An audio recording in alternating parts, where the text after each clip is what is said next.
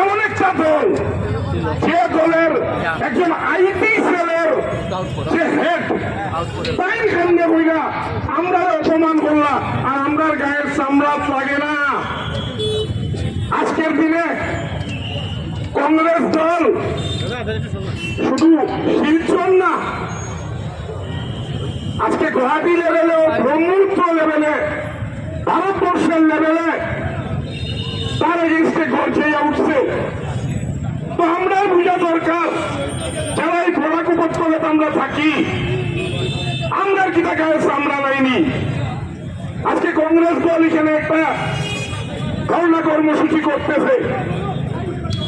আমি এখানে অনুরোধ জানাই, এই আশেপাশের যারা মানুষ আছেন, শিলচর শহরের যারা মানুষ আছেন, প্রত্যেক মানুষ তো কম বেশ সিলেটের ভাষায় কথা কয়, তো আমরা কি তা গায়ে লাগে না নি? কারণ ভারতবর্ষের ইতিহাস দেখলে আমরা পাইব যে ভারতবর্ষের স্বাধীনতা আন্দোলনে আমরা সিলেটি আরো কি ধরনের আমরা কাজ করছি, এই অবদানটা তো আমরা মনে রাখতে লাগবো। আজকে উল্লাস করে স্ট্যাচু আমরা কই দেখতে পাই?